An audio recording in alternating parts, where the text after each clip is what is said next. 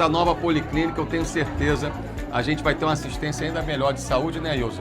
Vamos ter várias especialidades aqui, né? Muitas especialidades. Quais?